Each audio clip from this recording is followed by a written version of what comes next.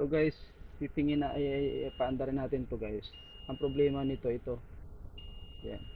So solve natin yun guys. Tapos pupuntahan natin dito. I-check natin to ang mga fuse dito. Isa-isahin natin yan. Sige guys, mamaya ipakita ko sa inyo guys.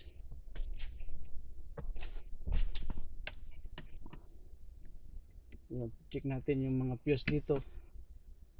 Kung may putol o wala.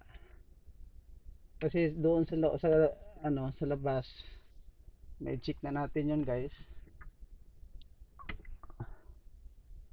Okay. Okay naman.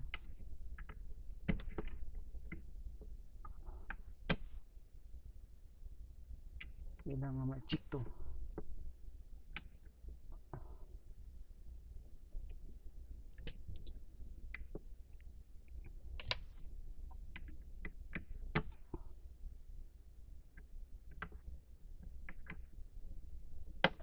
I-check natin lahat ng fuse. Kasi kadalasan na hindi umaandar yung ating ah, aircon, yung fuse ay sunog. So kailangan natin yan. Mamaya guys, ano ko sa inyo, pag umandar na, para meron kayong idea kung sakali man na hindi umandar ang inyong aircon, check nyo lang ang mga fuse. Yan, medyo may kahirapan, so kailangan natin tsaga lang dito guys. Tsagaan lang yan. Kailangan ma-check ang lahat ng fuse. Yan. Sige, mamaya ano ko ulit sa inyo. Medyo mahirap nga dito ka. Kailangan ko ng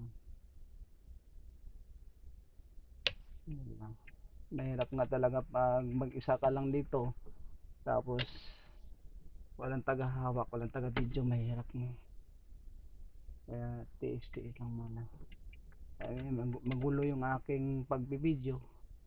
Malikot dahil isang kamay lang sa video, isang kamay din sa ano, dahil sini-check up ko isa-isa.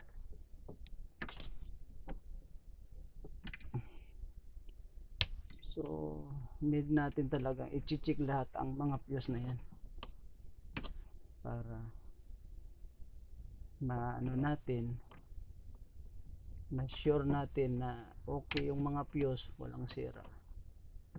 Alright, tama po ba yun? Sige guys, sige, ano, mamaya ulit.